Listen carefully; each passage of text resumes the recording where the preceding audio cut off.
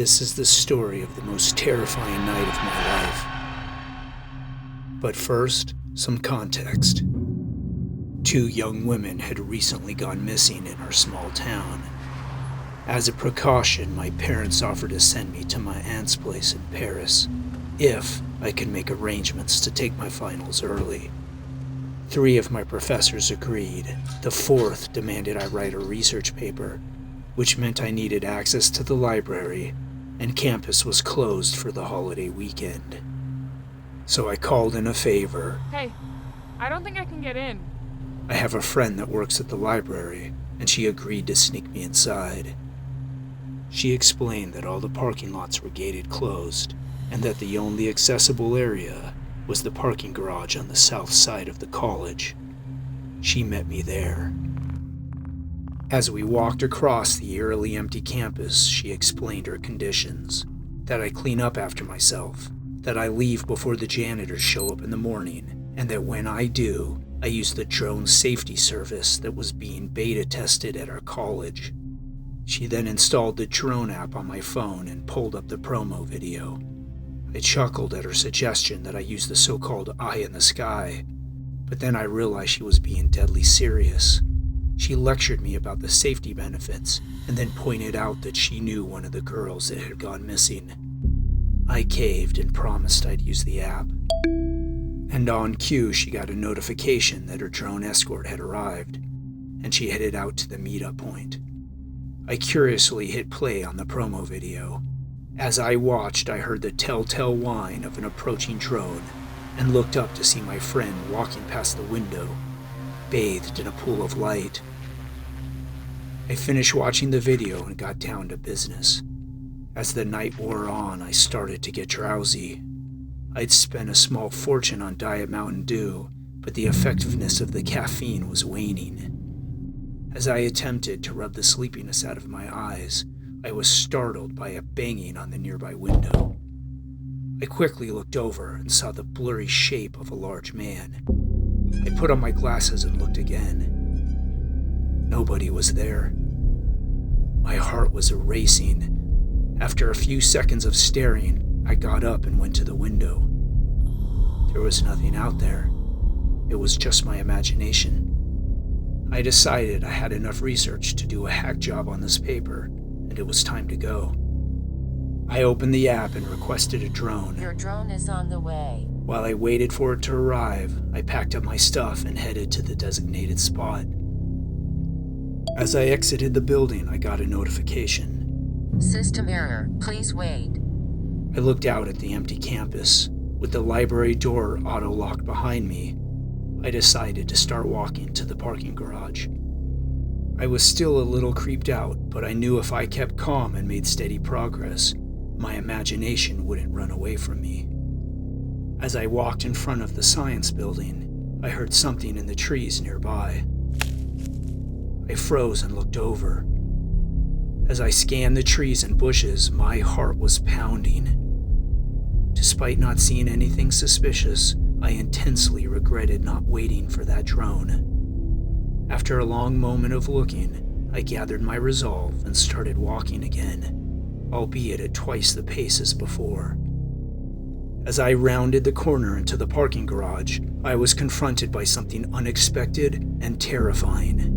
Another car was parked between me and my vehicle. Leaning against it was a deranged-looking man with defensive wounds on his face. I stopped dead in my tracks. I glanced at my car and saw the right front tire was punctured, presumably by the menacing-looking knife that lay open next to the man. I heard another voice and looked back in the direction I'd just come from to see a much larger man was slowly approaching. The deranged man put a cigarette out on the hood of the car and then picked up the knife. He smacked it repeatedly against the car, sending a metallic clang throughout the parking lot with each strike. He then whispered, "Run." I stumbled back, glanced over to see the larger man even closer, and then turned and ran toward the woods behind the college. As I fled, the 2 men hooted and hollered for a couple of seconds, and then gave chase. I ran along the service road toward the outdoor classroom area and then made a beeline to the forest. As I entered the woods, I threw off my book bag and moved quickly towards the lake a few hundred yards deeper into the trees. When the men entered, they continued laughing and heckling me. They decided to split up. I could hear them describing the horrible things they intended to do to me. First one to find her's the first one to have her. Hearing that made my blood run cold. When I got to the edge of the lake, I momentarily debated jumping in and trying to swim across. But I know I'm a poor swimmer and decided misleading them was the better option. I went looking for a branch big enough to make a splash, and I threw it in. I hoped the men would think I jumped into the lake and proceed in after me. I heard one of them approaching, and I realized I was directly in his path. I ducked behind a large tree and held my breath. It was the deranged man. He walked past me and continued toward the lake. The larger man was also getting closer. He kept taunting me by saying, "Here, pretty, pretty, pretty, pretty," like I was some lost kitten that needed rescuing. Then, from the direction of the lake, I heard the deranged man shouting that I had swam away. It seemed my ruse had worked. A moment later, he shouted that he was going back to the car. My hopes soared as I heard him stomping back toward the college. But the larger man persisted. I could hear him getting closer, and I occasionally caught glimpses of his flashlight beam as he neared. I shifted my weight and heard a twig snap beneath my feet. The larger man turned and shined his flashlight directly at the tree I was hiding behind. He was so close that I could hear his breathing.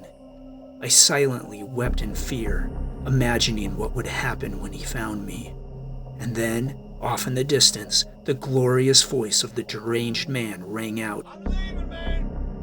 The larger man shined his flashlight around one more time, and then started back toward the parking garage. I let out a deep sigh of relief. As the two men argued in the distance, I crept away from my hiding spot and headed deeper into the woods with plans to call 911. I didn't get very far before I was suddenly startled by the ping of an alert notification. I pulled out my phone to silence it, and as I did, I heard the mechanical whine approaching overhead. My heart dropped. It was a notification that my drone was arriving. Before I could react, I heard the voices of the two men, hollering gleefully as they neared, knowing the drone was leading them to my exact location.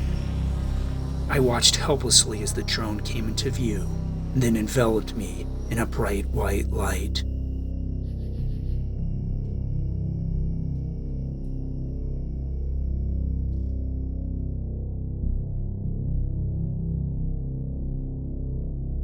We hope you enjoyed our first creepypasta-style episode. We're going to be experimenting a little bit with the content and branching out into other genres. And if that's not your thing, don't worry about it. We won't be doing it often, and you'll always know based off the color of the thumbnail and the wording we choose. And remember, you're never alone, even when you sneak onto an empty campus and you think you are.